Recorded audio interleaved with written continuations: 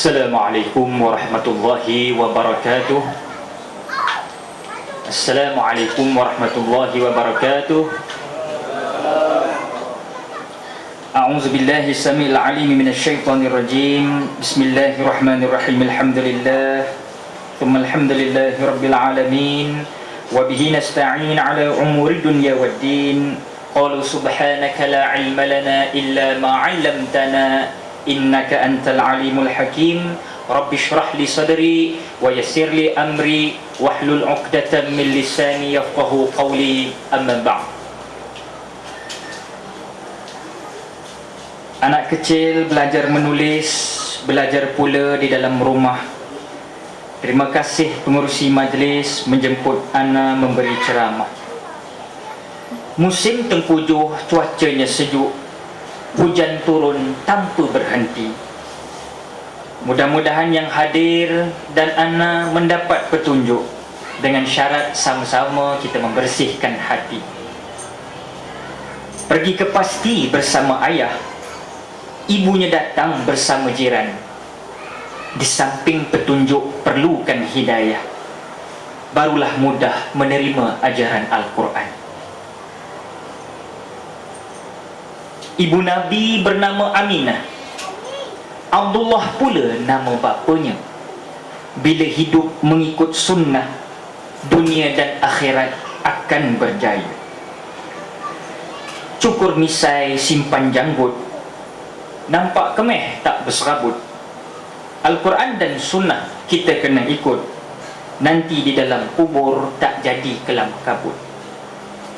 Susunlah cawan sama cawan, ikat galah dengan tali. Ayuh pada hawa nafsu dan syaitan, kita lawan ianya sampai mati. Cicah budu 5 perut buah petai, jangan jadi buta perut tak ada akal. Ghairah ahli ditingkat, ghairah amilin ditagih, ghairah musuh disekat, ghairah pendukung kita pulih. Yang dirahmati Allah, lagi kita kasihi, lagi kita kenali Al-Fadil Adinda Saudara Muhammad Ustaz Muhammad Amin, merangkap pengurusi majlis ceramah Ma'al Hijrah pada malam ini. Yang dirahmati Allah, lagi kita kasihi, lagi kita kenali merangkap penasihat Pasti Bestari Pusat Bandar Puchong,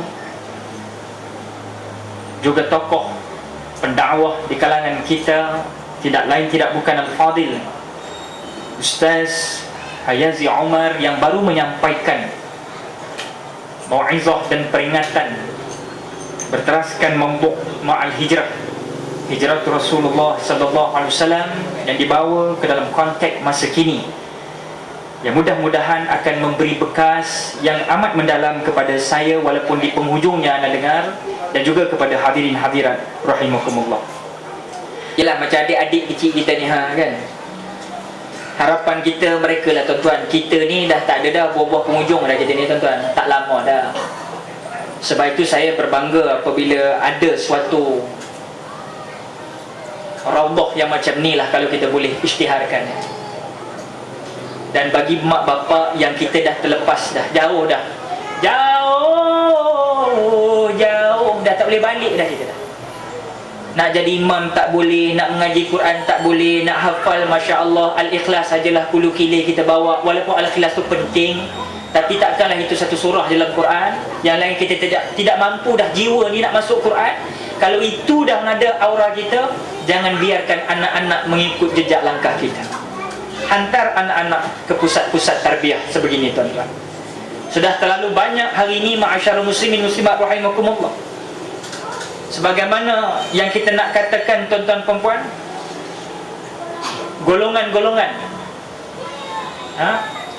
Rakan-rakan mungkin ada astro di rumah masing-masing. Ada astro member bawah ada astro semua kan. Mungkin biasa tengok rancangan astro. Berada ada astro kan? Ada. Yang tak ada tak apa, ambil dulang-dulang letak atas, insya-Allah ada juga.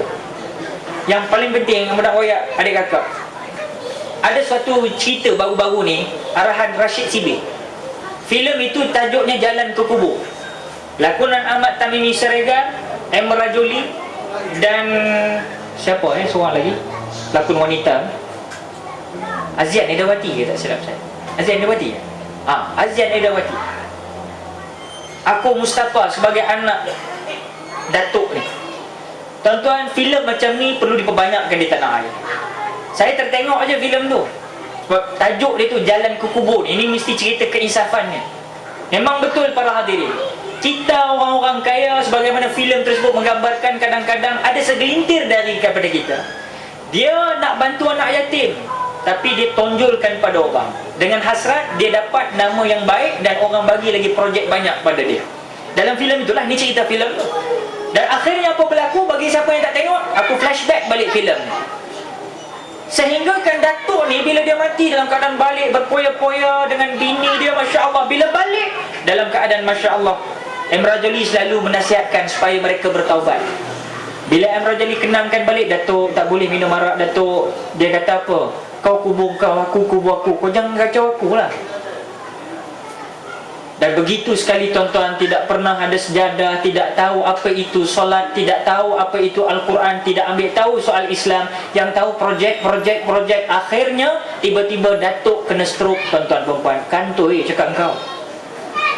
Bila stroke, terbujur kaku. Bila Israel datang memanggil, jasad terbujur di pembaringan, seluruh tubuh akan menggigil, sekujur badan dan kedinginan. Terbujur kaku, isteri tak tahu nak buat apa. Nasib baik tukang kebun Emrah Jolie ada. Emrah Jolie standard lah tuan-tuan. Watak dia confirm Pak Kiai punya. Sila bulan muka sebiji Tok Guru ni Aziz tu. Alhamdulillah, Emrah Jolie pun datang. Dia kata apa nak buat, macam mana kita nak selenggarakan jenazah. Dia kata tutup dengan kain kapan dulu warna putih. Tuan-tuan, yang shock dialog tu, anak dia hantar belajar ke Amerika. Emrah Jolie kata tak ada ke pusat bimbingan tarbiyah, kan banyak di Malaysia, nak pergi hantar Amerika. Pasal apa? Kami status kami Datuk Datin malulah nak belajar negara sendiri, biar dia keluar negara, duduk Amerika. Tuan-tuan, tak salah menuntut di Amerika, ya. Dan banyak juga pejuang-pejuang Islam yang berjaya di Amerika sebagai seorang saintis, sebagai orang yang berkebolehan mampu untuk merubah dunia ini dengan lebih baik. Tetapi para hadirin, bila aku Mustafa yang melakonkan watak anak kepada Datuk tersebut balik ke rumah, dia tengok daddy dia, Masya Allah, dah terbujur kaku. Dia terkejut beruk tengok ayah dia kerana pakai hanya kain putih. Dia sebut pada mama dia, Mami, pasal apa daddy tak pakai baju-baju kot yang dia beli banyak di luar negara dulu? Kenapa pakai baju putih macam ni? Kan dia banyak baju-baju yang mahal-mahal. Punya tak tahu je tuan-tuan. Jalan pula. Mami pun tak tahu. Dah lah daddy macam tu, Mami pun tak tahu. Akhirnya apa berlaku? Aku Mustafa pun diserahkan oleh Emrah Jolie. Ambillah ni, ambillah, bacalah Yasin. Kata, what is this? Alamak, what is this? I don't know what is it. What, Mami, what is this? Dia tanya pula, apa ni? Kitab Yasin. Tak tahu. Dan ini realiti tuan-tuan. Jangan kita hanya katakan itu drama. Drama dipetik daripada kehidupan manusia hari ini. Maka akhirnya kita tengok tak mampu dia tuan-tuan. Baca Yasin tak boleh, apa pun tak boleh. Datin, yang syok kawan Datin. Kawan Datin datang, boleh sembang-sembang lagi. Mayat di hadapan tak diselenggarakan, boleh sembang macam mana nak rebut harta, parti terpawai mana tak pergi, parti ni mana nak pergi. Lepas tu Datin pula jenis datang, bila meninggalnya, duk tayang liat-lap anak Mami. Boleh tayang lagi keemasan di gelang tangan tu. Masya Allah tuan-tuan, cerita ni kalau kita tengok benar-benar memberi keinsafan pada mereka yang masih ada iman. Sebab itu ayo, kita akan dihijrahkan oleh Allah Subhanahu Wa Taala. Sebagaimana Datuk itu akhirnya orang taman pun tak nak tanam dia, menerima jasadnya dikuburkan di taman itu. Kerana apa? Mukanya langsung tak pernah pergi ke surau. Kalau belah Kedah tanya ustaz kita, Ada pak-pak imam, setengah pak-pak imam tu dia memang kalau hampa tak main surau aku, aku tobat tak nak datang rumah hampa kalau ada keramaian ke apa. Pasal apa? Bukan niat sombong, tapi nak ajak mereka ni supaya hang mesti datang ke surau. Jangan bila sakit, bila ada masalah, bila ada nak perlukan pertolongan daripada orang-orang rumah Allah ini, barulah kita terjengkut-jengkut datang. Assalamualaikum, Mam. Aku bukan imam, aku tukang jaga masjid je, imam dalam. Imam pun dia tak kenal. Okey, Mam. Assalamualaikum, Waalaikumsalam, Imam. Siapa ni? Saya duduk kat lorong sana, Mam. Saya ni memanglah kerja 24 jam. Maklumlah ya, dunia sekarang mencabar saya, ini kena kerja kuat sikit. Tapi ni datang ni macam ada hajat besar ni. Ada hajat besar sikit, Imam. Yalah, anak saya ni saya nak buat kunuri lah sikit. Kunuri apa? Kunuri lah sikit, buat baca doa selamat sikit, Mam. Kami ni pertama kali nak buat ni. Pasal apa? Alhamdulillah, anak perempuan, anak dara saya tu, dia menang Ratu Cantik. Bagus. Semua ada gelong, tuan-tuan. Muslimin, muslimat rahimakumullah. Maksud saya bukan nak kata orang wajib pergi, tapi at least something than nothing. Berfikirlah, tuan-tuan. Ya, tuan-tuan. Orang tanya saya, Ustaz, berubah hijrah macam mana? Saya tak nak sembang soal hijrah. Hijrah tu antara saya dengan Allah. Tapi satu perkara yang saya nak kongsi bersama. Lepas kita hijrah, tuan-tuan, tak ada tempat lain yang kita duduk dalam masjid. InsyaAllah kamu akan dipandu arah oleh Allah. Tapi kalau kamu nak berhijrah, mampu nak berhijrah, rasa nak berhijrah, tapi pergi cari planet yang sama juga, tak jadi apa tempat, tak jadi apa. Mak Rempit, dia nak hijrah, tapi dia join juga Mak Rempit. Mak Rempit sepatut kalau nak hijrah. Saya dah malas lah, Ustaz. Ada pula dengan markah, dengan nawek duk buncing hari-hari, bukan mahram kami duk berpeluk. Ada pula pesta pula, pi pula gig mana-mana, Ustaz. Saya dah malas, dah cemuih dah buat benda-benda ni. Saya nak berubah, saya insaf, Ustaz. Hang nak pergi mana? Saya nak rempit juga, Ustaz. Tapi saya rempit nak juga. Hang rempit boleh rempit. Rempit ke mana? Join Tok Imam rempit ke masjid. Kan? Pak Imam dia rempit juga, kan? Hayya 'alas salat. Pak Imam dari rumah dik sekebat rempit ke masjid, nak kejar waktu. Sebab itu saya katakan bahawa ayo, kalau inginkan penghijrahan, marilah sebagaimana kita bukan sekadar tukang tengok, tuan-tuan, tapi saya nak bagi tahu juga balik kepada mengenang golongan bernasib malang. Ialah di Johor, memang rakan-rakan taulan kita tadi pun ada di TV3 ditunjukkan di Senggarang. Di Senggarang adalah salah satu tempat di bawah pimpinan Al-Fadil yang berhormat Tuan Haji Ramli Kari, kepimpinan Parti Al-Islam Semasa Pas di Senggarang. Saya pernah mengadakan konsert 2 tahun pemerintahan di Senggarang. Tapi saya nak bagi tahu, tuan-tuan, tak kiralah ini bukan soal perbezaan politik bila datang musibah ni, tuan-tuan, tapi kita hendaklah mengenang nasib malang yang menimpa mereka. Kerana apa? Kita kena tengok, bagi yang melalui perkara ini, dia kena terima bahawasanya walaupun aku macam ni, tetapi aku tidaklah sebagaimana insan-insan lain. Okey, kalaulah kita kata kehilangan seorang ahli keluarga, berat mata memandang, berat bahu memikul, tuan-tuan. Tapi in case kalau kita dilanda musibah begitu, Allah lebih sayang anak kita. Macam dalam berita tadi, seorang anak tenggelam dalam sungai, dalam lombong, mandi-mandi, meninggal. Mak bapak tunggu menangis-nangis tepi lombong. Pihak polis mencari. Jadi kalaulah ditakdirkan dah pergi, apa yang kita mampu nak buat? Tetapi ingat, kita mungkin masih ada lagi 6 orang anak, tuan-tuan. Dan kalau 6 sekalipun Allah Ta'ala ambil, macam kes banyak sahabat-sahabat kita naik kereta, aksiden, meninggal, satu keluarga. Ada jemaah kita di seberang Perak. Anda kalau pergi belah seberang Perak, antara orang yang orang pertama senyum menyambut kehadiran kita, dia ni lah, satu pakcik otai, orang lama. Tapi dia menghabiskan sisa-sisa perjuangan hidup ini bersama PAS, dan akhirnya beliau meninggal dalam kemalangan jalan raya, masuk dalam harakah. Dia sendiri pergi, tuan-tuan. Tapi Alhamdulillah, ada yang masih survive lagi antara anak beranak dia. Okey. Dan kita kena terima juga bahawasanya kalaupun kita diambil, Kalaupun anak beranak kita diambil, tidaklah sebagaimana kehilangan puluhan, malahan ratusan insan tersayang di bumi Islam Palestin, di bumi Afghanistan, di bumi Iraq, di bumi Chechnya dan lain negara Islam yang lain. Sebab itu kita kena mengambil tahu urusan lain, bukan sekadar mengambil tahu, ya, mana kata kena ambil tahu soal umat Islam yang lain. Kerana barang mana umat Islam yang tidak mengambil tahu urusan yang menimpa kepada umat Islam lain, kata dalam masuk hadis, maka mereka itu bukan daripada golonganku, kata Rasulullah sallallahu alaihi wasallam. Muslimin muslimat rahimakumullah. Itu sebagai mukadimah saja pada malam ini. Belum start lagi ni. Aku nak pelupuh sampai pukul 3 pagi malam ni, boleh tak? Tuan-tuan, sebenarnya muslimin muslimat rahimakumullah, bila kita sebut soal hijrah, ya, saya nak basuh balik soal hijrah.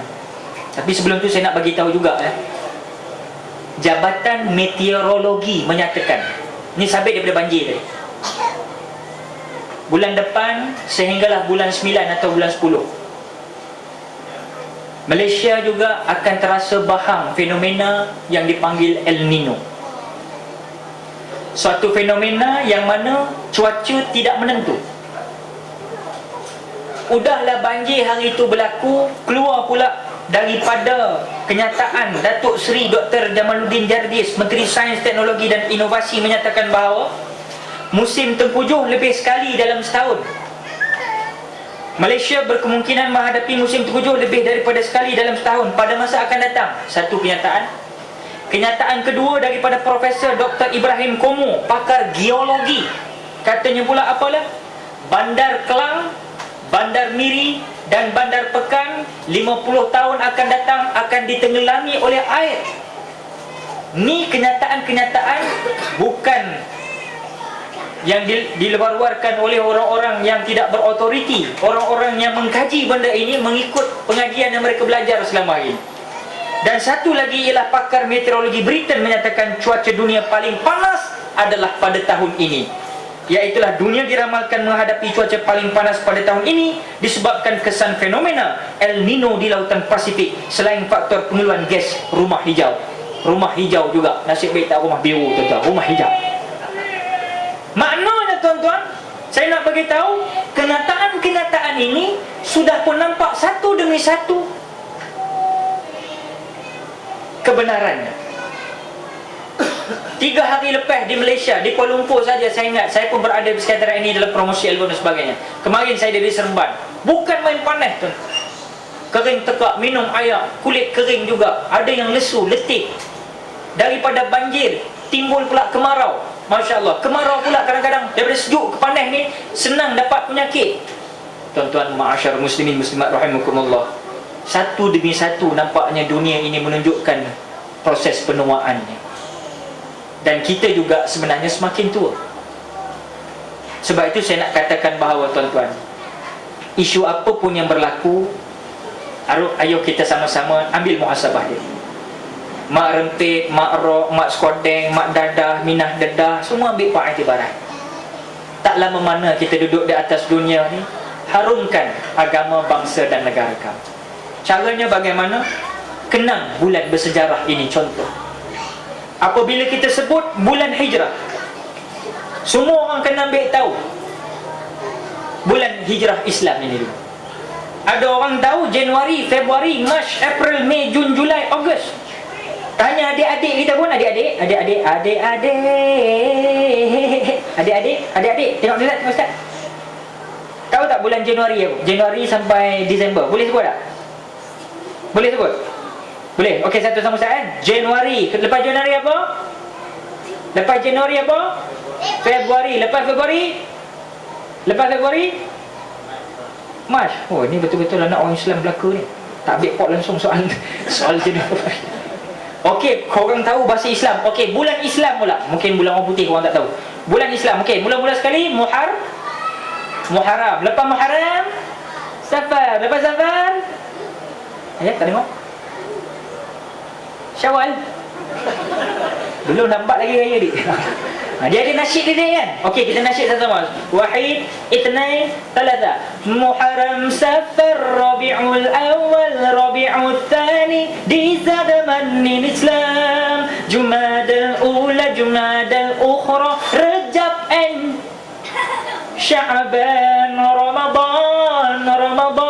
Ramadan and Syawal HP and Syawal, Zulqa'dah and Zulhijjah di zaman Islam. 12 bulan je.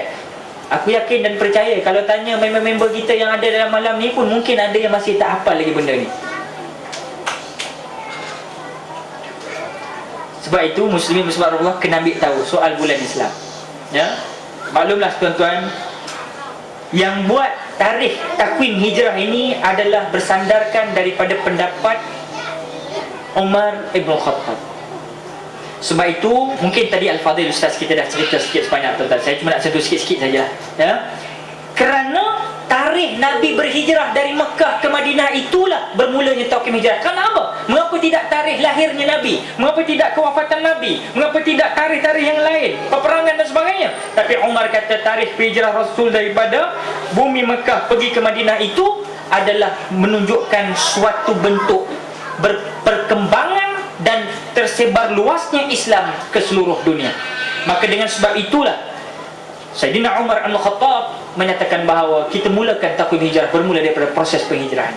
Sebab itu muslimin muslimat rahimakumullah, semua golongan sebenarnya dalam peristiwa hijrah memberikan saham untuk menjayakan hijrah Rasul.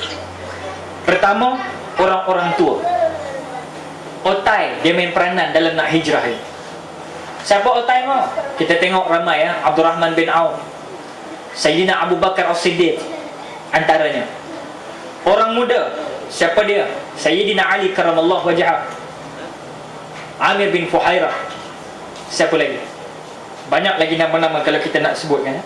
Kita tengok orang muda lagi, Abdullah, anak lelaki kepada Sayyidina Abu Bakar sendiri. Kita tengok siapa lagi orang muda, Amir bin Fuhairah. Saya kata-kata dia seorang gembala kambing. Gembala kambing pun main peranan membangunkan Islam. Muslimin muslimat rahimakumullah, wanita Asma binti Abu Bakar, anak perempuan Abu Bakar. Kemudian pejuang-pejuang wanita yang lain, Ummu Salamah. Kita tengok Abu Salamah dan Suhaib Ar-Rumi. Ini nama-nama besar yang setiap kali bulan-bulan Muharram, bulan kita sebut Ma'al Hijrah, kena lontarkan nama ni balik ke dalam, terpahat dalam jiwa umat Islam. Kerana apa kita tengok orang tua tuan-tuan? Sebab itu otai ni penting. Kita tak nak otai dalam bidang artis saja. Setengah kalau dalam dunia artis ni tuan, saya tahu lah, saya duk campur balik. Dia kata, oh dia ni otai ni, dia ni otai kan. Bukan nak otai dalam bidang dunia seni je tuan-tuan, tapi dalam kita beri saham untuk Islam ni, kena fikir kita jadi otai, kita berasa berbaloi lah tak? Memang berbaloi. Kalau jadi otai untuk benda-benda lain aja, aku tak tahulah. Kadang-kadang dia otai juga. Siapa tu? Lepak kedai kopi. Dia memang otai, duduk kedai kopi ni dulu kini selamanya. Otai juga. Kadang-kadang kita tengok sembangnya, sembang cerita dunia ni tuan-tuan, Masya Allah. Ni bukan orang Bandar Puchong lah, bandar lain lah ni kan. Duduk sembang kedai kopi. Bukan kata dia je 5-6 jam duduk kedai kopi kena tongkat alis geleh tu. Hak lalat yang urung dia punya cawan kopi tu pun dah bukan seekor, 2-3 ekor, buat mesyuarat pula dalam tu. Maknanya tak ada hijrah ke mana juga tuan-tuan ya. Sebab itu saya nak nyatakan bahawa otai yang relevan Sayyidina Abu Bakar As-Siddiq. Kita ambil spirit of Sayyidina Abu Bakar. Sayyidina Abu Bakar ni kalau ditimbang kati iman dia kata Nabi dengan iman seluruh umat Islam dalam dunia, berat lagi timbang kati iman Abu Bakar. Sayyidina Abu Bakar adalah orang pertama mengiyakan apa juga yang dibawa oleh Rasulullah SAW. Kita tidak. Khutbah dah berjelejeh Hailio dah. Ulama' dah berjelejeh beritahu pasal hukum. Yang murtad juga. Pusat urut banyak juga. Tempat orang minum arak tak cukup dalam, bawa sampai keluar. Lagi orang pesan tutup aurat, lagi dia lawan, kata para alim ulama. Dan saya akan cuba bahaskan banyak isu ni. Hampa jangan balik ya. Saya nak nyatakan bahawa lagi ini yang katakan otai ni tuan-tuan. Sebab itu saya nak nyatakan bahawa muslimin muslimat rahimakumullah, orang macam Sayyidina Abu Bakar, orang yang lembut, ketegasan dalam agama, orang yang cukup baik. tengok dia dengan Nabi ya, pergi ikut Nabi dalam gua apa adik gua apa? Nabi hijrah, dalam peristiwa hijrah Rasul, Nabi bersembunyi dengan Saidina Abu Bakar, ayah mertua dia dekat gua apa? A. Gua Hira, B. Gua Thur. Dua sangat ada sekarang. Gua Hira. Syekh, betul Syekh? Gua Hira je. Betul eh? Ampun sama. Gua Thur, tuan-tuan. Apa dah Tur? Gua Thur. Bukan Gua Hira tempat Nabi terima kalam yang pertama, wahyu Allah. Iqra bismi rabbikal ladzi khalaq. Gua Thur tempat persembunyian Nabi. Sebab itu Gua Thur ni tuan-tuan, ada satu gua dalam tu. Nabi berselindung daripada kaum kafir Quraisy ketika itu. Nak tahu cerita, Abu Bakar ni punya sayang ke Nabi, jangan dapat dia musuh. Dia cover Nabi ni, suruh Nabi baring dekat peha dia. Anak itu menantu tu. Ya Rasulullah, baringlah ya Rasulullah. Pasal apa? Kaki dia cover lubang pintu, jangan bagi nampak orang. Dan dalam sejarah riwayat menyatakan, ketika itulah suatu sengatan daripada seekor binatang berbisa yang hingga menyebabkan Saidina Abu Bakar terpaksa menahan kesakitan begitu kuat. Tapi Saidina Abu Bakar ni punya orang yang lurus, punya orang yang taat, punya orang yang sayang pada Islam, sayang pada Nabi. Dia tak menjerit pun tuan-tuan. Dia tahan sakit dia sehingga Nabi tak tahu. Tapi Nabi dapat tahu juga bila? Apabila menitis air mata Saidina Abu Bakar hingga hinggap ke pipi Rasulullah sallallahu alaihi wasallam, hingga sekali Rasulullah menyatakan, "Wahai ayah, apa yang telah mengenai kamu sehingga kamu menitis air mata?"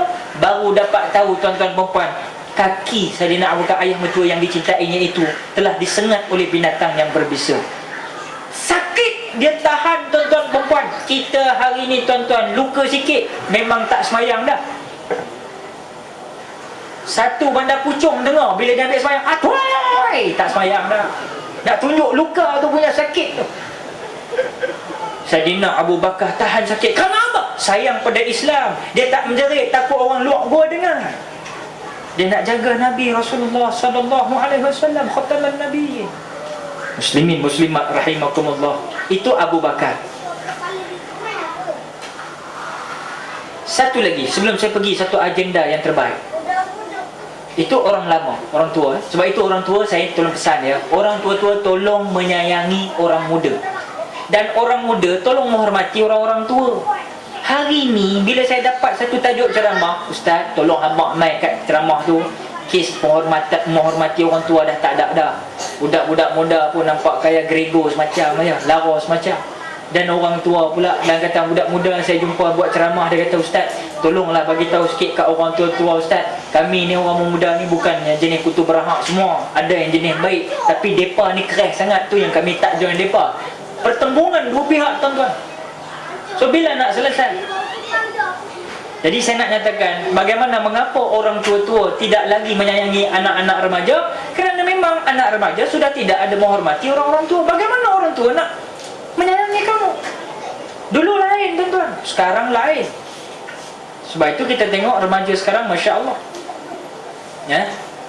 Saya menyatakan bahawa tuan-tuan perempuan, contohilah remaja sebagaimana Saidina Ali.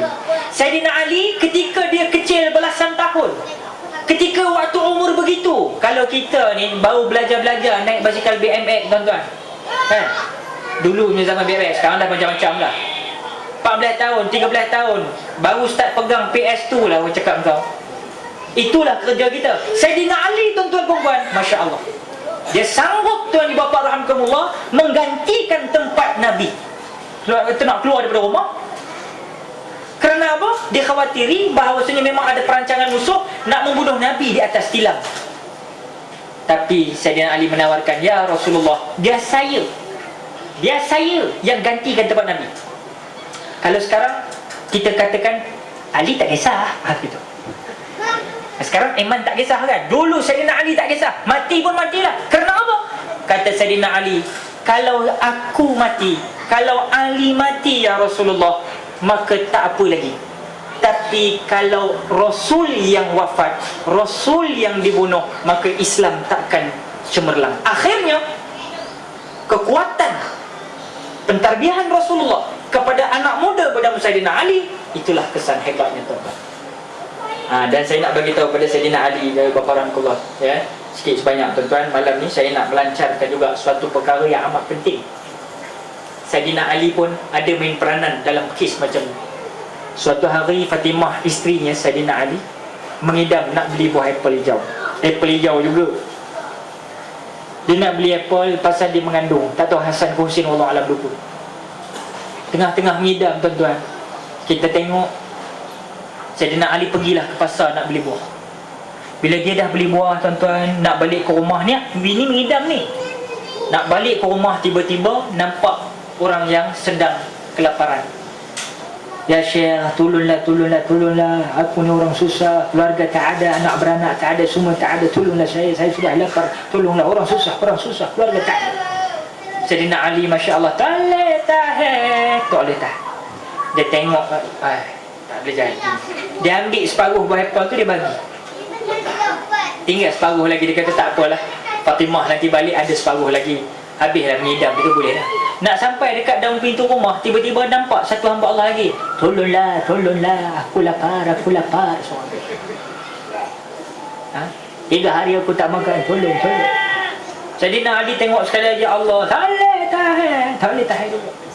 Dia pun ambil separuh lagi. Allah, iyalah ahli syurga tuan-tuan dia. Tanpa perbelah bagi separuh. Bila dah bagi, tapi sebelum bagi itu dia berkira, bercakap lagi, berdialog dengan orang susah, orang lapar tu. Dia kata apa? Minta maaf lah saudara, bukan saya tak nak kasih, isteri saya sekarang sedang mengidam. Dia kata, apa kata orang lapar tu? Iyalah, isteri encik mengidam lain, saya lapar lain. Hai, pandai jawab. Orang susah ni tuan-tuan, dia nak cilok tu memang pandai. Dalam kesusahan, dalam keadaan yang tertekan, macam-macam boleh berlaku. Parit pun boleh kita lompat juga kalau dah dikejar dia orang jahat kan. Contoh lebih tu. Kan dalam paper baru ni, seorang remaja dapat berjaya menahan seorang penjenayah, yang mana penjenayah itu membaling batu kepada bapaknya. Remaja ni umur 28 tahun, 2 kali ganda badan penjenayah tu dengan dia, tapi dia mampu menumpaskan penjenayah. Kerana apa? Dalam keadaan tertekan, dalam keadaan dia terdesak, dia mampu untuk menggagalkan hasrat si penjenayah yang jahat tu. Ini saya katakan tadi. Sebab itu bila Ali balik rumah, dah khawatir. Allah, buah apple lah tak ada, macam mana ni aku nak jawab dengan isteri aku. Tiba-tiba Fatimah kata, bang, apple mana bang? Apple mana? Fatimah, abang memang beli, tapi sebenarnya Fatimah, minta maaf Fatimah, abang jumpa 2 orang susah. Yang pertama tak ada keluarga, yang kedua lapar sangat.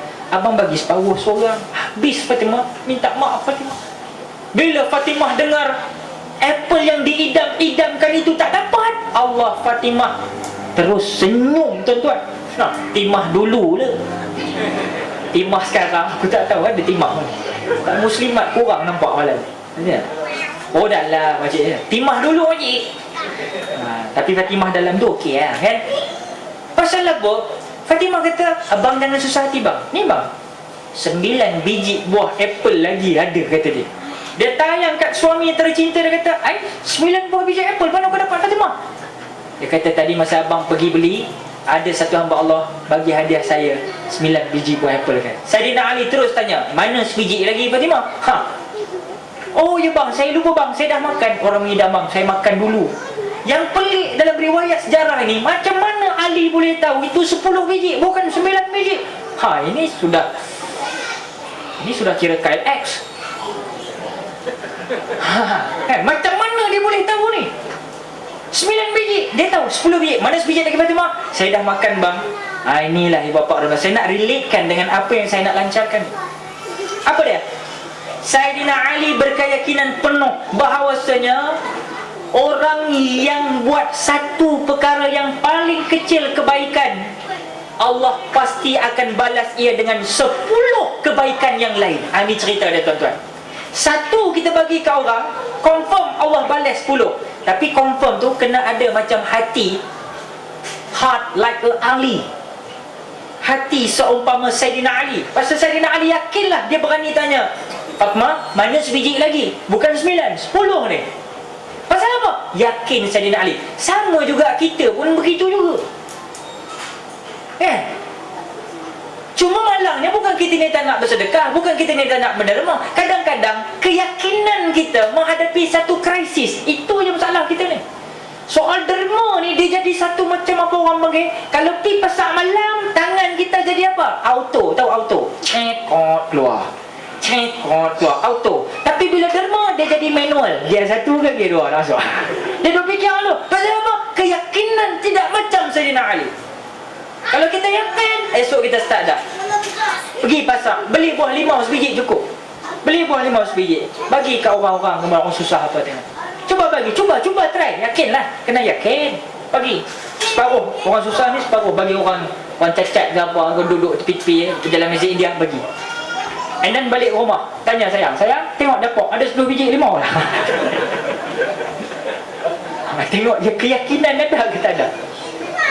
Ini kalau kita bawa lah keyakinan kita. Saya pun manusia biasa tuan-tuan. Kadang-kadang kita jadi krisis keyakinan dalam soal nak menderma. Kita lupa bahawa derma itu mengangkat martabat kita di akhirat kelak. Kita lupa derma itu akan menjaga kita daripada azab kubur yang pasti akan kita lalui kalau kita ni penuh dengan dosa dan noda. Setahu kita sendiri mau ingat tuan-tuan. Sebab itu kalau kita tahu ini semua ibu bapa orang tua, di mana lagi kita nak cari? Di mana lagi kita nak tutup keburukan, dosa-dosa yang kita lakukan? Kalau nak ajak semayang, tuan-tuan, kalau nak buat semayang, saya ingat orang pasti kita lagi kuat semayang dari kita di rumah, kan? Nak challenge pasal semayang, imam kita bangun tahajud, kita terkejut tuan kerana nak tengok bola je. Maknanya tuan-tuan bapa orang tua, nak bandingkan kita punya ibadat dengan mereka, sedangkan mereka itu bersih, kita kotor. Di mana kita nak cari lagi cover up untuk semua dosa-dosa kita? Nah, satu perkara yang paling mudah, Allah bagi kamu anugerah rezeki, Masya Allah. Mengapa tidak malam ini sama-sama kita aturkan langkah, kita tenangkan hati kita, ayuh kita sama-sama kita berzikir, sambil itu derma kita jalan lancar. Untuk apa? Untuk melancarkan, iaitulah pembangunan pasti bestari. Dalam kelicinan ia bergerak untuk kita semai benih-benih takwa, anak-anak yang bakal jadi generasi pemimpin negara kita pada masa yang akan datang. Dan untuk aktiviti-aktiviti Islamik ataupun pembangunan rohani, pembangunan minda dalam ke pembangunan pasti bestari yang akan diadakan pada masa-masa akan datang. Jadi saya sarankan tuan-tuan yang bagi sama-sama ada prihatinnya, ya. Mungkin saya tak kata tuan-tuan tak suka menderma, tapi sebelum ini mungkin tak ada peluang. InsyaAllah malam ni tolong kita dermakan triple, 2 kali ganda, insyaAllah ta'ala. Mudah-mudahan apa yang kita sarankan sebagaimana keyakinan Sayyidina Ali tadi benar-benar terserlah, benar-benar hinggap di dalam jiwa nurani kita, insyaAllah. Jadi sambil itu kita sama-samalah berzikir tuan-tuan puan-puan. Cerita bagaimana Nabi hijrah ke Madinah disambut dengan paluan-paluan duk oleh gadis-gadis Yathrib, dan seterusnya mereka terus melakukan sama-sama tuan-tuan. Tala'al badru alaina min thaniyatil wada' wajaba syukru alaina mada'a lillahi da' tala'al badru alaina. Teruskan tuan-tuan, aku nak minum air sekejap. Kita balik Sayyidina Ali karamallahu wajhah, budak belasan tahunnya. Kita hari ini budak belasan tahun apa jadi? Apa jadi budak belasan tahun? Cuba kita tengok. Black metalnya, pink metalnya, ragutnya, rogolnya, dadahnya, hidogamnya, menonton video lucahnya. Sampai toki video lucah ni kenal dah. Datang je dia, stok baru dah. Baru. Tahu semua, kan? Sebab itu tuan-tuan perempuan, kita berhadapan dengan masalah-masalah.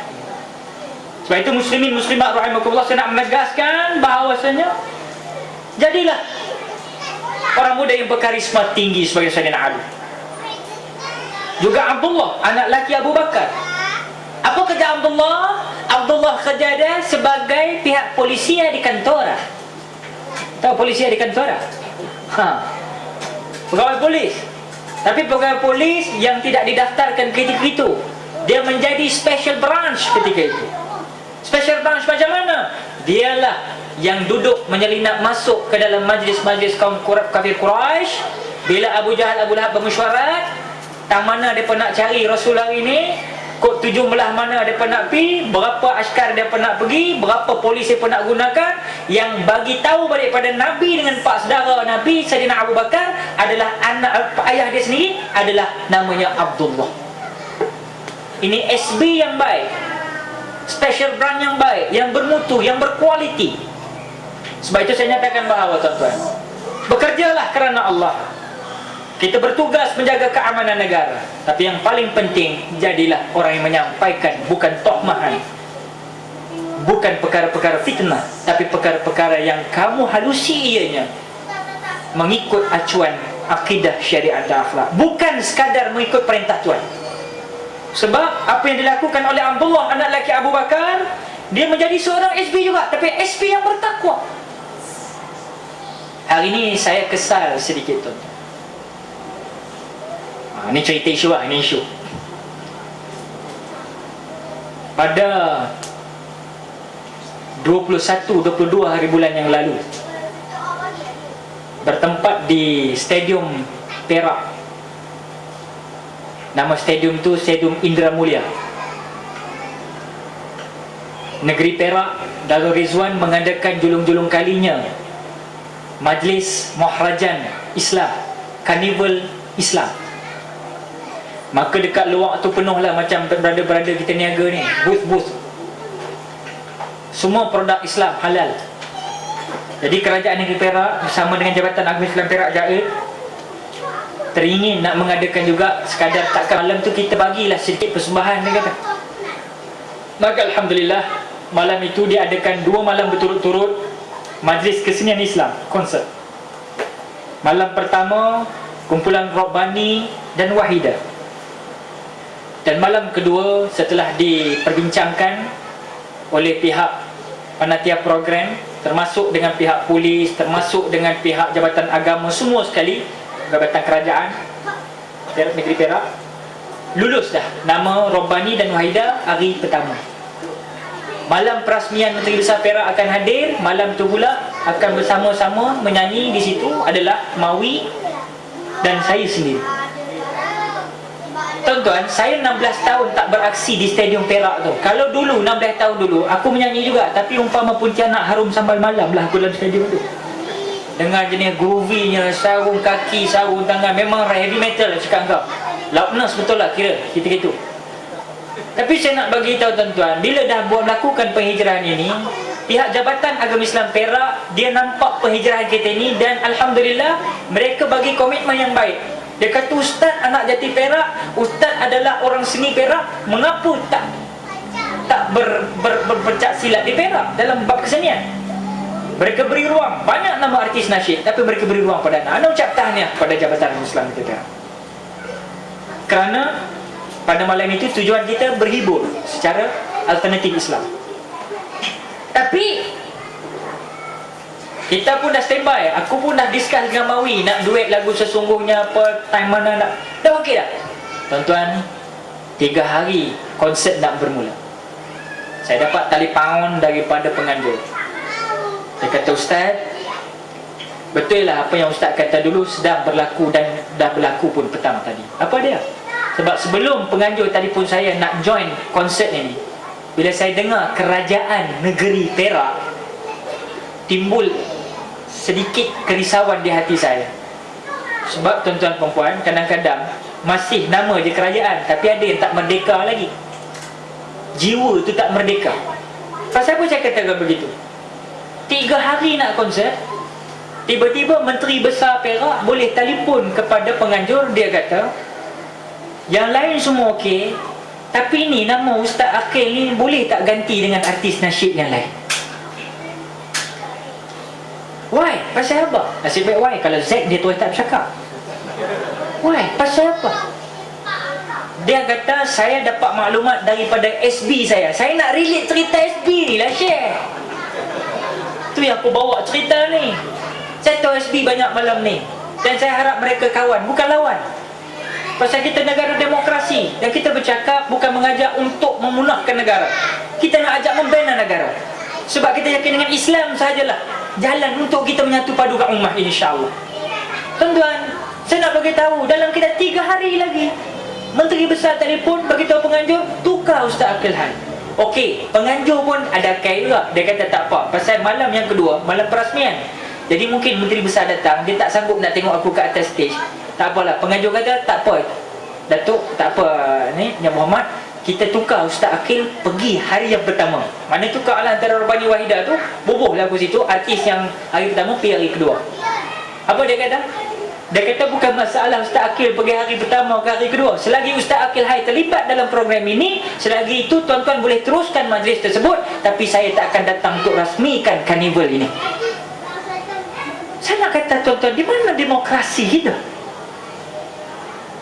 Korang ajar anak-anak suruh demokrasi. Dalam televisyen korang pupuk nilai demokrasi. Semalam Tunku Abdul Rahman Al-Hajj memberi kata-kata terakhir beliau dalam ulasan di RTM 1. Kita sebut soal demokrasi.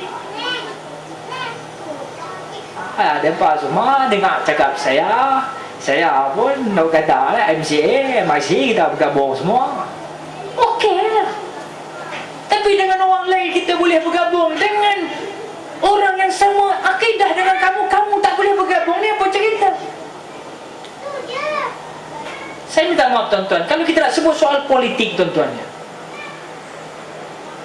kita boleh serbu malam ni, kita boleh cakap tuan-tuan. Tapi tidak, pasal saya faham, bukan semua orang UMNO yang berjiwa macam menteri besar.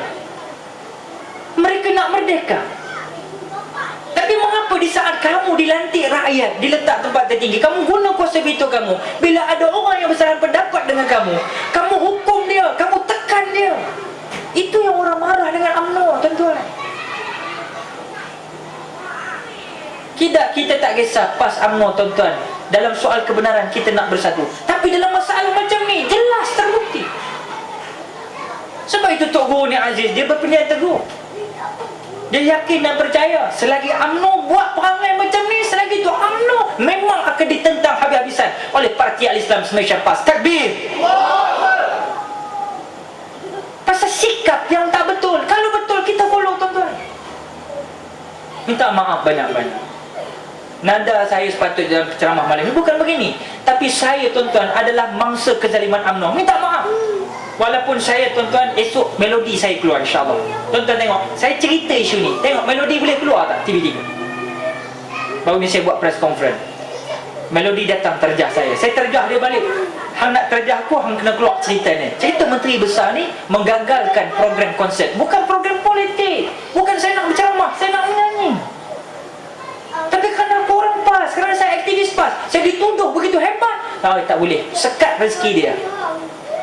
Tuan-tuan, rezeki aku bukan kat menteri besar Perak tuan-tuan. Rezeki aku daripada Allah. Dia boleh sekat saya hari ini tuan-tuan. Tapi insya-Allah, orang yang menerima apa yang kita buat, orang yang tahu menilai apa perjalanan kehidupan kita, ke mana kita nak bawa remaja, dia orang sendiri boleh faham. Dan mereka yang memulakan permusuhan, bukan kita. Dia tak bagi kita masuk. Satu, anugerah nasyid minggu ini sama juga. Saya tak nak terlibat tuan-tuan, tapi pemandangan saya adalah, aku pun memang kaki menyanyi dari kecil. Bila lahir bertaubat pun aku menyanyi balik dah sekarang. Tapi menyanyi cara lagu nasyid, mau tidak mau saya kena mengikut acuan kerajaan. Saya ikut, tapi saya ikut mana yang betul je lah. Akhirnya apa berlaku? Masuklah majlis anugerah nasyid minggu ini, Dewan DBKL tahun lepas. Saya pergi duduk belakang relax, pakai snow cap. Orang tak kenal. Yang aku pelik tuan-tuan, tiba-tiba semua artis yang dicalonkan, semua sebut nama, semua ada gambar, semua ada lagu. Calon-calon artis nasyid terbaru popular, calon-calonnya ialah kumpulan Munsyidin. Teng teng teng teng teng teng teng teng teng teng teng. Adalah gambar semua, kan? Wah, tepuk semua. Kumpulan nasyid terbaru popular Suhaimi X Intimate. Keluar lagu Suhaimi, gambar Suhaimi, tepuk semua. Sekali Akil Hai, blackout. He's really had a blackout. Apa barang je. Nampak dia orang buat aku macam mana tuan-tuan. Yang orang kata orang peh aku tak berjuang ni, aku nak habakkan kat hampa ni. Yang orang kata saya main-main, aku bukan seperti engkau sangkakan, pura-pura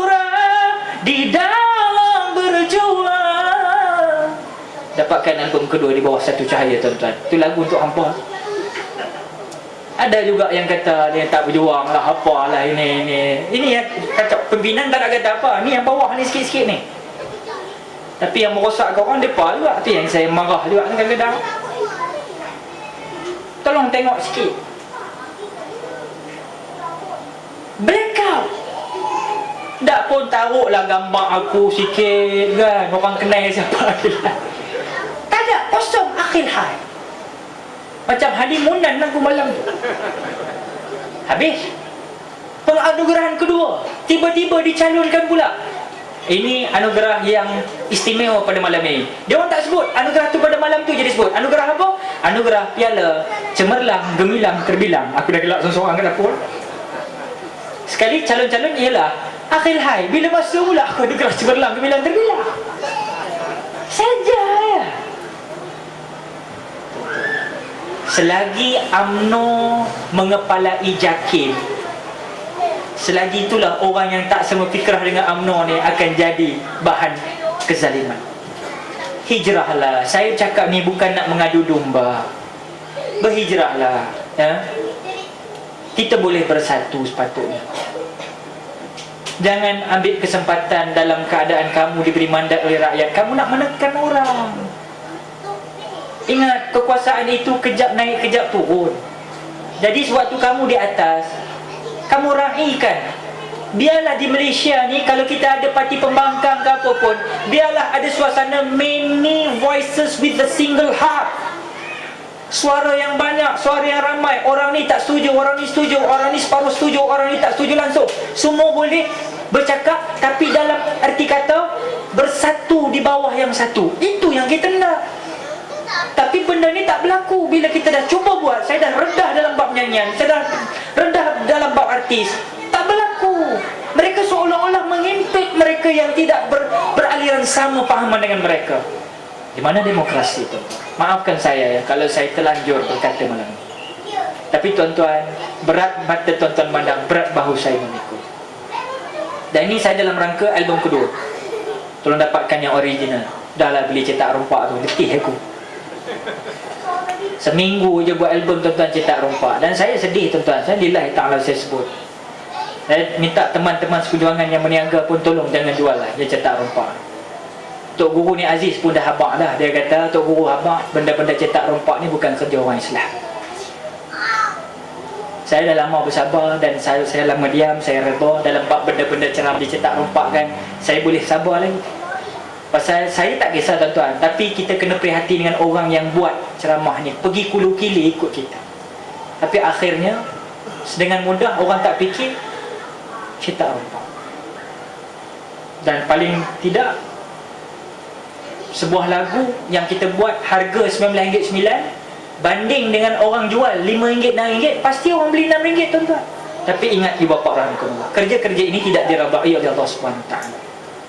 Dan saya paling sedih orang yang marah kita menyanyi. Dia kata hang ustaz dah menyanyi lah apa. Orang tu jugalah yang buat cetak rompak tu sebenarnya tuan-tuan. Dia yang kritik saya hebat, dia yang tuduh saya tak betul, tapi dia yang buat kerja cetak rompak ni. Kalau dia dah kata kerja saya tak betul, tak usahlah buat kerja-kerja menjual produk kita. Tapi dialah orang yang paling jaja sekali nama-nama kita. Saya minta supaya orang-orang yang mengaku dia berjuang Islam sama-sama balik.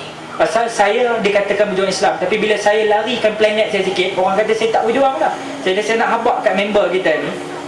Kalau dia boleh kata kita ni tak betul berjuang dan sebagainya, betulkan diri kamu dengan kamu menyatakan kamu tidak akan lagi menjual perkara-perkara yang bersabit dengan cetak rompak, insya-Allah. Saya berat nak sebut benda ni, mengguris hati kawan-kawan saya, tapi saya kena sebut. Sebab hati kita ni dah lama dah ditampal dengan plaster. Kadang-kadang kena air terbuka tuan-tuan. Jadi saya kena cakap, demi untuk semua pihak yang terlibat membuat program dengan saya. Saya tak nak orang lain buat program, tiba-tiba orang lain juga kena tempias nayanya. Saya tak kisahlah tuan-tuan, mungkin rezeki saya ada cara lain. Tapi saya khawatir bila dalam radio semalam, bila saya duduk di bilik konti radio, ada orang telefon, "Ustaz, saya daripada Bandar Baru Puchong lah Ustaz." Allah Ustaz, dekat masjid Ustaz, kena cetak rompak sini Ustaz. Dalam radio live telecast, image-nya pada umat Islam. Kita cakap soal Islam, tuan-tuan, tapi orang telefon, Masya Allah, dalam radio tu, satu Malaysia dengar, "Ustaz, cetak rompak kat masjid, Ustaz." Saya tak kisahlah kalau cetak rompak tu dia nak buat belakang kita, depan kita, tuan-tuan. Jadi saya harap ibu bapa muslim sama Allah, ni malam ni ceramah cetak rompak ke apa ni? Aku tak tahu. Yalah, ceramah ni umum lah, tuan-tuan. Umum ni ceramah umum kan? Umum lah. Jadi saya nak balik. Satu lagi. Apa dia tadi? NMI, Anugerah Nasyid minggu ini. Sama dia, tak berjaya juga. Dan baru-baru ini ada satu hamba Allah, saya suka berterus terang, saya takkan diam, tuan-tuan. Jabatan Agama Islam Wilayah Persekutuan, saya tak tahu siapa ustaz tu, dia panggil kita untuk buat forum perdana di Pahang. Saya pelik macam mana orang Jabatan Agama Islam Wilayah Persekutuan boleh pi panggil seorang ustaz nak pi berceramah pula dekat Pahang. Patutnya orang Jabatan Agama Islam Pahang duk panggil aku. Rupanya dia pun nak buat satu forum, dan forum itu kebetulan ketika itu dekat dengan pilihan raya Batu Talang. Jadi forum itu nak dilangsungkan berhampiran dengan tempat tu. Saya khawatir program ini sama macam kes Ustaz Samsuri Haji Ahmad di Pulau Pinang.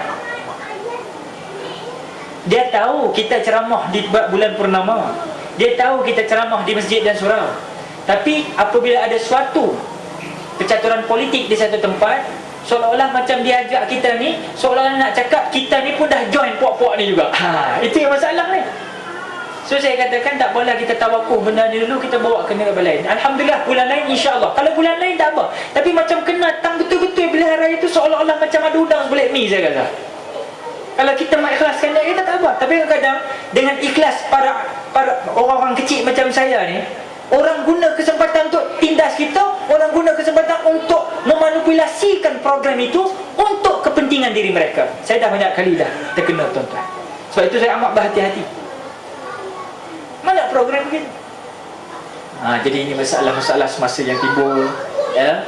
Itu planet saya lah, kan. Pasal dah dipanggil penceramahnya saya malam ni, saya cerita dah planet saya, tuan-tuan perempuan, dengan cara cabaran masing-masing. Sebab itu satu je, kalau kita dah boleh di Malaysia sehati sejiwa, kita bersatu padu. Kalaupun kita berbilang pendapat, berbeza pendapat, mengapa tidak boleh bersatu dalam kebenaran? Itu yang masalahnya sekarang ni. Ini kadang-kadang sampai kalau tu menyanyi tak boleh, masuk ini tak boleh, itu tak boleh, ini tak boleh, sekat. Dan saya pelik, Jabatan Agama Islam Pahang baru-baru ni di Cameron Highland, patut kita adakan ceramah di pejabat daerah. Orang pejabat daerah pun setuju. Dan tanya pula pihak polis di Perak, polis Perak pun tahu. Dia kata, "Ustaz, tak ada masalah apa. Polis Perak, tak ada masalah apa." Tiba-tiba nak jadi kes ni dalam bulan ni patut ceramah, tiba pula SB pula Pahang kata tak boleh, kita tak bagi Ustaz Akil berceramah pasal dia ni adalah clear, dia pernah berceramah di Batu Empat. Aku tak tahu Batu Empat tu tak planet mana, aku pun tak tahu. Isunya dia kata Ustaz Akil pernah berceramah politik di Batu Empat, maka dia tak boleh ceramah di Cameron Highland, di sekolah ataupun apa. Mengapa kamu menggunakan kuasa kamu untuk menyekat orang lain berdakwah? Saya berpolitik, tempat berpolitik lah. Tempat ceramah, kita ceramah lah. Tempat menyanyi, aku menyanyi. Awak yang sakit hati sangat sampai kita tekan semua orang ni, tuan-tuan. Jangan sekat rezeki orang, tuan-tuan. Doa orang yang kena zalim ini makbul. Dengar orang kena zalim, doa orang kena zalim, jangan main-main, tuan-tuan. Jangan main-main. Hari ni di dunia kejap je kalau Allah nak tunjuk, kan. Jadi saya harap-harapkanlah sempena tajuk maudhu hijrah ni. Tak usah sembang lah hijrah ni apa nama, macam-macam cerita. Benda ni, demokrasi ni kita hijrahkan dah. InsyaAllah saya yakin tak timbul masalah UMNO dengan PAS. Kita akan berjuang. Kalau betul demokrasi, kita akan ikut caranya, yang cara paling terhormat. Bukan caranya kita bila berceramahnya yang ni serang sana, ni serang sini, tak habis-habis kita, tuan-tuan. Betul tak? Sebab itu kita nak supaya masing-masing gentleman. Dan kita PAS tak ada masalah, kita gentleman dalam hal kita. Masalahnya buat lagi satu ni, dia gunakan kuasa orang lain untuk menekan orang lain. So saya sebut di Perak hari itu dalam ceramah di Kuala Kangsar, saya kata kalau betul Menteri Besar tak bagi saya menyanyi, Panggillah kita. Dan saya nak tanya direct, mata bertemu dengan mata dia, apa masalah yang kamu tak boleh terima saya? Kalau dia sendiri jawab kerana kita berlainan fikrah, tak apa, saya dengar daripada telinga saya sendiri. Ini bukan mulut-mulut orang. Ini Menteri Besar kata dia dengar cakap SP, yang Menteri Besar kata pula dia dengar cakap ni orang setiausaha kerajaan negeri. Jadi benda ni dah jadi macam satu benda yang fitnah. Benda tu kecil jadi besar. Sebab itu kalau tak setuju ke apa, kita bincang apa yang masalah sebenar dan mana relevannya kalau tak setuju. Sebab itu sekarang hari ini tuan-tuan, saya minta maaf muslimin muslimat rahimakumullah, ya, sebab apa yang berlaku saat mutakhir ini kadang-kadang mana khotih aku tu, terlalu banyak yang membingungkan kepala otak kita akhir-akhir ini. Kita sebenarnya, anda bukan gila nak jadi artis, tapi tuan-tuan perempuan, kita perlu menyusup ke dalam dunia artis. Tuan-tuan tengok rancangan sensasi. Tengok rancangan sensasi. 2 kali rancangan tu keluar, 2 kali kontroversi. Atas apa? Atas sebab artis pun rasa diri mereka pun berhak cakap agama. Betul, tak ada salah. Dan kita nak artis tu memang dia perlu cakap agama, sebab dia adalah mentor dalam masyarakat. Mereka adalah ikon dalam masyarakat. Artis ada pengikut, die hard fan dia. Dan kita nak supaya artis bercakap soal agama. Tapi apa yang berlaku dalam rancangan sensasi, 2 kali keluar kenyataan yang memilukan hati umat Islam. Siapa yang mengeluarkan kenyataan? Saya tak nak sebut. Saya bukan nak memburukkan orang. Ni wartawan bila tanya saya semalam, buat press conference, dia kata ustaz dikenali sebab bila ustaz ceramah ni, ustaz bermulut lancang. Betul ke ustaz? Oh boy, tak sayang mulut, betul ustaz. Anda kata saya bukan bermulut lancang, tetapi kita ni dalam berdakwah ada beberapa kategori. Kita tengok crowd yang datang dengar ceramah. Perlu kita cara senyap-senyap sendiri. Perlu secara al-jahra, kita buat secara terang-terangan. Dan dalam terang-terangan tu ada 2. Ada yang kita kadang-kadang kita kena buat cara lembut, ya. Tuan-tuan, sembayanglah. Cara lembut, kan. Ada yang kena cara keras sikit. Ada juga cara bertegas. Bertegas tu yang orang tu tak boleh terima, dia kata kita lancang.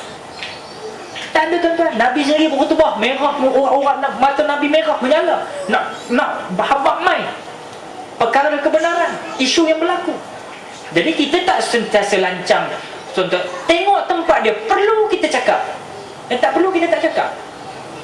Tuan-tuan pun tengok saya dalam hijrah remaja ke apa, kita tengok, ikut tiul lah. Tapi kadang-kadang mereka ini tak profesional, dia nak tuduh kita. Muslimin muslimat rahimakumullah, saya nak sebut tuan-tuan sensasi. Pertama, soal tudung.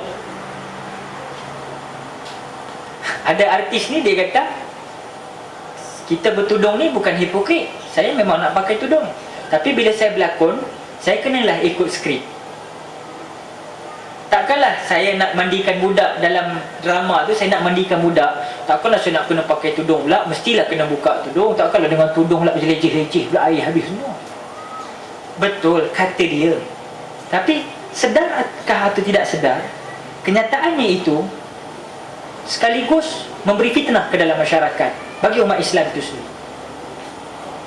Ini yang tuan-tuan kita kena fikir sama-sama. Itu artis pertama, dan dia dah minta maaf dalam melodi bila besoknya. Kita boleh minta maaf. Kita boleh minta maaf tuan-tuan, beribu kali, juta kali kemudian minta maaf pun boleh. Sekali habis, timbul sensasi kedua pula. Lagi teruk pula isu pula. Artis ni cakap, dia kata, kalau nak kira orang tua dengan orang muda bernikah ke, bergirlfriend, satu Datuk Khadijah pun dia kahwin dengan Nabi. Jedu Ustaz, jedu cerita, ya? Dia kata macam, dia kata tua lah. Aku pun tak tahu lah tua kan. Dia kata tua, saya tak tengok. Tua nak mampus. Astaghfirullah kasim. You just imagine tuan-tuan. Saya pun tak, saya hari malam ni tahu, naik bulu hidung aku dengar. Bukan bulu roma, bulu hidung aku naik. Tua nak mampus. Kereta pun kata betul. Bagi dia lalu. Itu orang nak mampus tuan-tuan. Just imagine, itu kata dia. Sebab itu besok keluar dalam Jumaat 2 Februari 2007, aku gunting terus. Semua duk kata keterlaluan, tidak layak langsung bandingkan dirinya dengan umur Siti Khadijah, isteri Nabi Muhammad sallallahu alaihi wasallam. Gunakan akal lah kalau nak bercakap. Ini siapa yang hantar ni? Mi Lauk. Nama Mi Lauk. Dia SMS kan. Seorang lagi pula kata apa? Saya setuju rancangan sensasi yang tidak membangunkan minda. Saya setuju rancangan sensasi yang tidak membangun minda positif ditamatkan kerana pengacaranya pula tumpul akal. Ni KGB pula anda. Mana punya KGB aku tak tahu. Ni kata apa pula? Saya harap rancangan sensasi dihentikan. Memadailah melodi saja. Carilah yang lebih baik dan berfaedah, bukan menimbulkan kemarahan. Ni siapa hantar? Ibrahim Nani. Ibrahim anak Nani. Kemudian ini, saya marah dengan kerana menghina Siti Khadijah, isteri Rasulullah. Minta TV3 bertindak. Kemudian contoh ekstres yang tidak bermula dengan menghina isteri Nabi Muhammad sallallahu alaihi wasallam dalam satu TV3. Tindakan mesti diambil demi maruah bangsa dan Islam yang mulia. Real thing. Ini baru sikit tuan-tuan. Dan saya nak nyatakan ialah, kamu boleh minta maaf, tapi kata-kata ni kalau dah keluar, mulut tempayan boleh tutup, mulut orang susah nak tutup. Dan setiap mulutnya, sebab kata-kata itu akan orang bawa tuan-tuan. Sebab itu saya sarankan TV3. Saya baru pergi MSI baru ni, tapi saya tak dan nak sembang lah pasal kelang kabut. Saya teringin sangat nak sebut pada penerbit, kalau hampa nak buat juga TV3 sensasi ni, nak buat program juga, carilah seorang ustaz ke, ataupun kalau ustaz takut sangat, panggillah motivator punya banyak kan. Panggillah seorang pakar motivasi, duduk tengah-tengah. Panggillah hati-hati kontroversi ni, bercakap soal kontroversi, and then last kali conclusionnya ustaz ni yang buat. Barulah benda ni tak jadi fitnah. Sebab hari ni memang bila kita duduk depan lensa kamera, kita tak pernah buat pun, kadang kita rasa macam kita dah buat. Saya tahu benda ni. Kalau iman tak ada di dada, tengok pula kamera, orang bertepuk pula tangan apa semua, kita jadi rasa-rasa macam kacau ni tuan-tuan. Lalah kita bercakap bukan mengikut firman dan juga hadis, tapi mengikut akal kepala otak kita. Rosak habis orang tu kan dengar. Sebab itu saya katakan bahawa kalau nak buat sensasi, kena ada orang yang berautoriti. Panggil ustaz, apa nama ustaz apa? Ustaz Hayazi kita.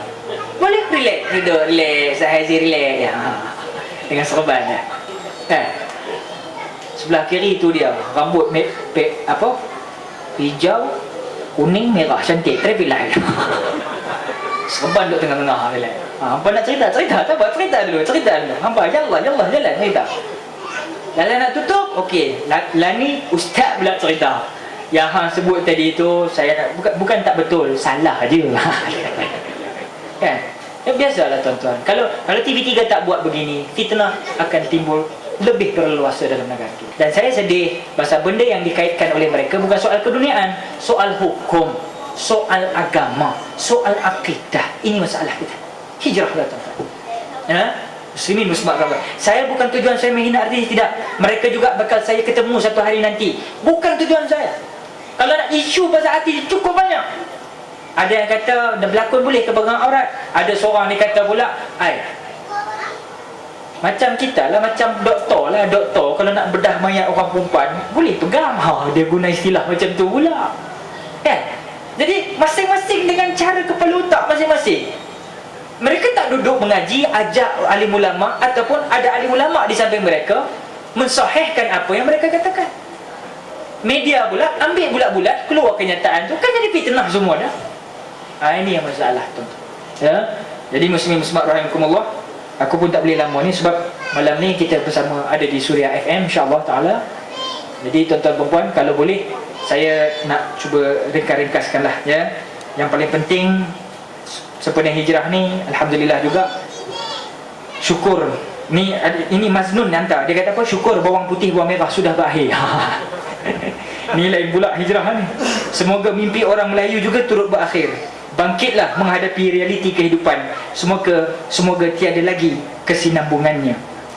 Jadi masing-masing lah. Ada yang suka bawang putih bawang merah berhenti, ada yang tak suka. Ni saya nak membahaskan hijrah-hijrah kita pada kali ini. Ada yang juga menyatakan bahawa tapi Orang Putih Bawang Merah telah ditukar dengan satu filem RAT, ya, Ratapan Anak Tiri. Cerita macam ni mungkinlah ada pengiktibaran, tapi belum nampak boom macam Bawang Putih Bawang Merah. Sepatutnya cerita macam ni kita kena ambil pengiktibaran. Sebab lagu Ratapan Anak Tiri ni aku cukup hafal waktu aku kecil dulu. Kahwin-kahwin aku duri kahwin, aku nyanyi lagu ni lah. Dekat sekolah cikgu panggil suruh ke depan, lagu ni lah aku nyanyi. Betapa malang nasibku semenjak ditinggal ibu, walau kini dapat ganti seorang ibu tiri. Tiada sama rasanya ibu kandung yang tercinta, menyayang sepenuh jiwa, penuh kasih lagi mesra. Ibu tiri hanya cinta kepada ayahku saja, selagi ayah di sampingku, ku dipuja dan dimanja.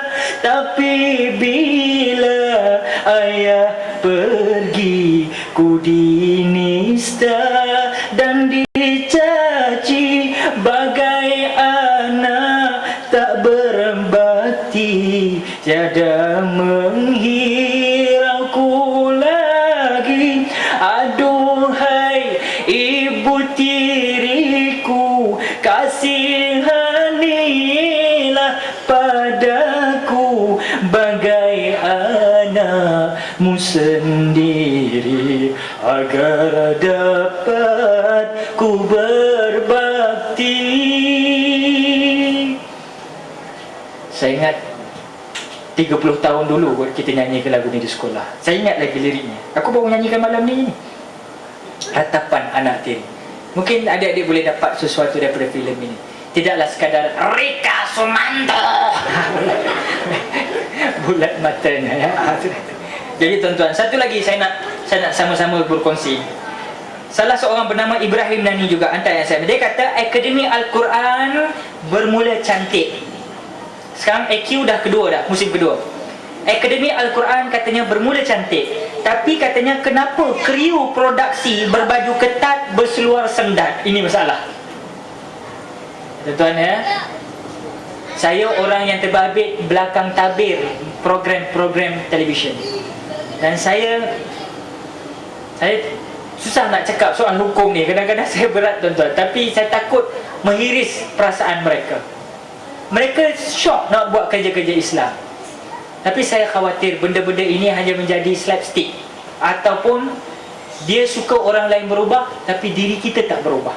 Saya harap sangat, tuan-tuan, ya, saya harap kru-kru televisyen, saya kenal mereka, saya rapat dengan mereka dalam program-program Islami. Kalau bolehlah, marilah kita sejajar dengan program yang kita buat itu, insya-Allah. Mudah-mudahan lagi bertambah-tambah berkat program ini, insya-Allah taala, ya. Dan satu lagi, insya-Allah, sama-samalah kita ambil muhasabah diri dalam proses hijrah pada malam ini. Saya nak mengingatkan, marilah kita kumpulkan 5A. Tak kiralah apa parti, apa fahaman, insya-Allah buang yang keruh, ambil yang jernih. Ayuh kita adunkan 5A. Apa dia? Pertama, agama. Tolong jaga agama kita. Kedua, akidah kita.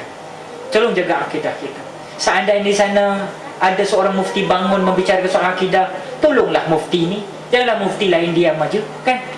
Sebab yang paling banyak di dunia mufti ni, negara yang paling banyak mufti negara mana? Dosa ada sekarang? Malaysia, tuan-tuan. Tapi seorang je bercakap kadang-kadang, ya. Yang lain bercakap jugalah, kan? Tapi kalau boleh dalam isu-isu yang berbangkit, bersatu, tuan-tuan, ya. Agama jaga, akidah yang kedua. Ketiga, amanah. Amanah kena jaga. Rakyat lantik kamu jadi pemimpin, engkau mesti faham yang di bawah engkau tak semuanya boleh mengikut apa tunjuk kamu. Ada setengah orang dia tak sesuai dengan apa tindakan kamu, dan kamu kena hayati mengapa mereka tidak sesuai dengan cara-cara kamu. Cuba hayati, dan jangan guna kuasa tekan orang, tekan ni. ini sebagaimana berlaku kepada pihak PAS contohnya. Apa yang saya lalui sendirilah. Saya suka cakap sekali lagi terang ya. Kemudian amanah. Keempat, akhlak. Mana akhlak kita tuan-tuan ya? Akhlak kita di mana? Kembalilah, remaja-remaja mesti dirapatkan. Nak membuat mak rempit bukan sekadar panggil berpuluh ribu konvoi kulu kiling, bukan itu caranya.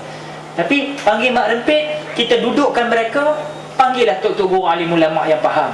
Duduk bersama mereka, cuba didik mereka. Saya yakin tidak ada siapa pun nak jadi liar dalam dunia ni, kecuali mereka telah diliarkan oleh orang kiri kanan depan belakang mereka. Sebab itu kita kena bersama-sama ambil tindakan yang positif. Bukan menuding jari maksud saya di sini. Ambil sama-sama tindakan. Tak boleh buat semua, jangan tinggal semua. Tapi kalau boleh buat semua, jangan nak menyesatkan semua pula.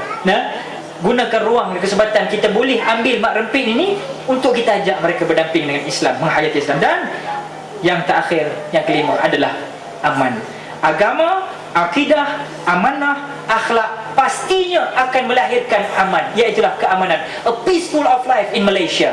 Itulah sebenarnya tonggak kekuatan hijrah kita pada malam ini. Mudah-mudahan muslimin muslimat rahimakumullah, kita dirahmati dan diberkati dalam majlis ini insya-Allah.